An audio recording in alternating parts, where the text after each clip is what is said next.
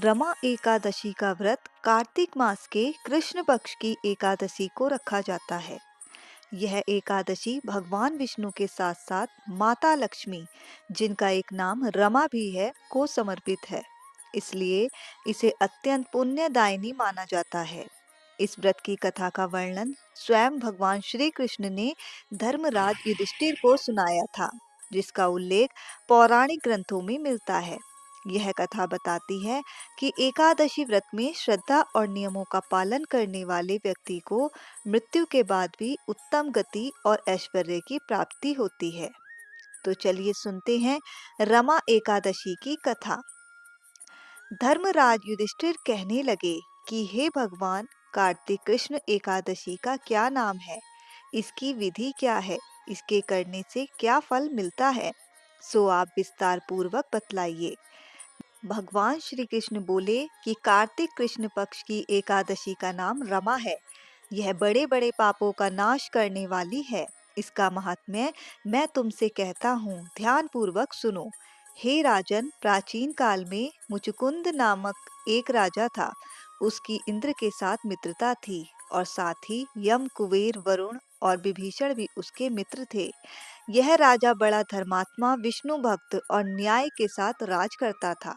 उस राजा की एक कन्या थी जिसका नाम चंद्रभागा था। उस कन्या का विवाह चंद्रसेन के पुत्र सोबन के साथ हुआ। एक समय सोबन ससुराल आया। उन्हीं दिनों जल्दी ही पुण्यदायिनी एकादशी रमा एकादशी भी आने वाली थी। जब व्रत का दिन समीप आ गया तो चंद्रभागा के मन में अत्यंत सोच उत्पन्न हुई कि मेरे पति अत्यंत दुर्बल हैं और मेरे पिता की आज्ञा अति कठोर है। दशमी को राजा ने ढोल बजवाकर सारे राज्य में यह घोषणा करवा दी कि एकादशी को भोजन नहीं करना चाहिए। ढोल की घोषणा सुनते ही सोबन को अत्यंत चिंता हुई और उसने अपनी पत्नी से कहा कि हे प्रिय, अब क्या करना चाहिए? मैं किसी प्रकार भी भूख सहन नहीं कर सकूंगा। ऐसा उपाय बतलाओ कि जिससे मेरे प्राण बच सकें, अन्यथा मेरे प्राण अवश्य चले जाएंगे। चंद्रभागा कहने लगी कि हे स्वामी, मेरे पिता के राज में एकादशी के दिन कोई भी भोजन नहीं करता। हाथी, घोड़ा, ऊंट, बिल्ली, गौ आदि भी तृण, अन्न, जल आदि ग्रहण नहीं कर सकते। फिर मनुष्य का तो कहना ही क्या है।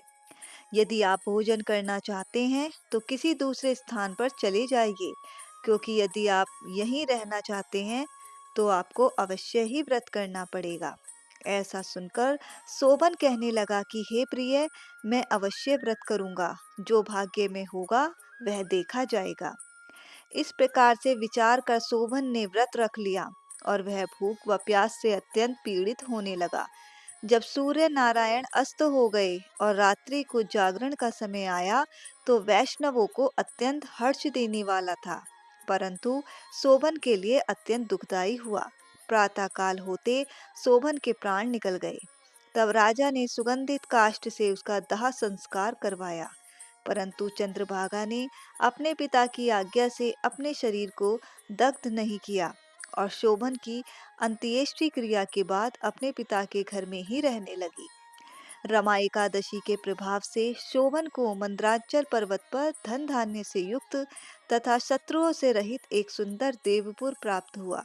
वह अत्यंत सुंदर रत्न और वैदुर्य मणि जड़ित स्वर्ण के खंभों पर निर्मित अनेक प्रकार की स्फटिक मणियों से सुशोभित भवन में बहुमूल्य वस्त्राभूषणों तथा छत्र व चंवर से विभूषित गंधर्व और अप्सराओं से युक्त सिंहासन पर आरूढ़ ऐसा शोभ्यमान होता है मानो दूसरा इंद्र विराजमान हो।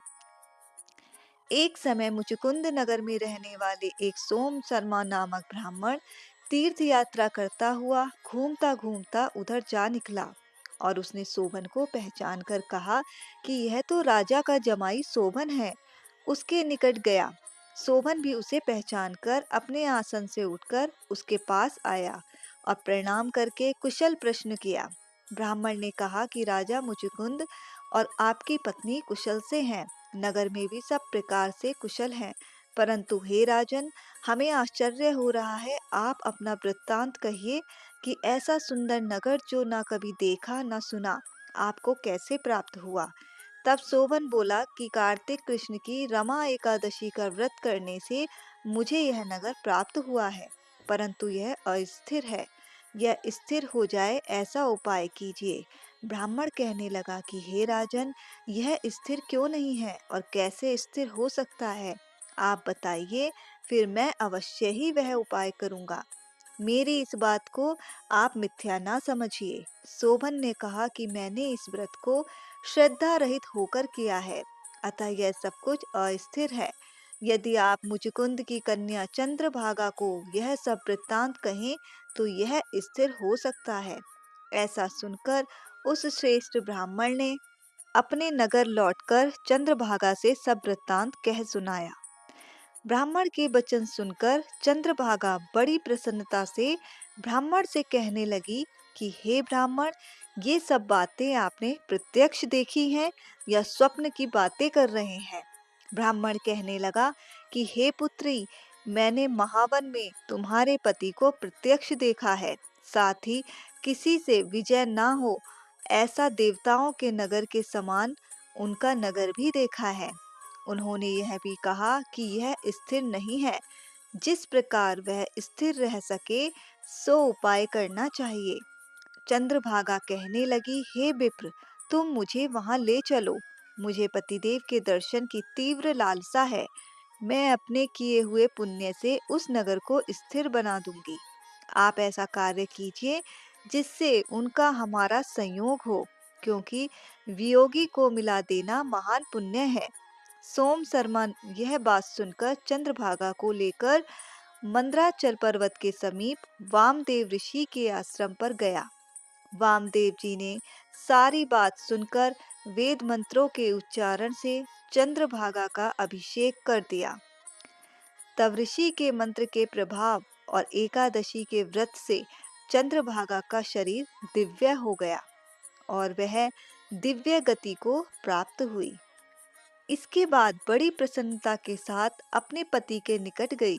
अपनी प्रिय पत्नी को आते देखकर शोभन अति प्रसन्न हुआ और उसे बुलाकर अपनी बाईं तरफ बिठा लिया।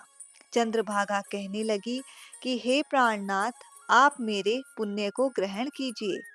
अपने पिता के घर जब मैं 8 वर्ष की थी, तब से विधि पूर्वक एकादशी के व्रत को श्रद्धा पूर्वक करती आ रही हूँ। इस पुण्य के प्रताप से आपका यह नगर स्थित हो जाएगा तथा समस्त कर्मों से युक्त होकर प्रलय के अंत तक रहेगा। इस प्रकार चंद्रभागा ने दिव्य आभूषणों और वस्त्रों से सुसज्जित होकर अपने पति के साथ आनंद पूर्वक रहने लगी। हे राजन, यह मैंने रमा एकादशी का महत्व कहा है। जो मनुष्य इस व्रत को करते हैं, उनके ब्रह्म हत्यादि समस्त पाप नष्ट हो जाते हैं। कृष्ण पक्ष और शुक्ल पक्ष दोनों ही एकादशियां समान हैं। इनमें कोई भेदभाव नहीं है। दोनों समान फल देती हैं। जो मनुष्य इस महात्म्य को पढ़ते अथवा सुनते हैं, वे समस्त पापों से छूटकर विष्णु लोक को प्राप्त होते हैं। जय श्री हरि।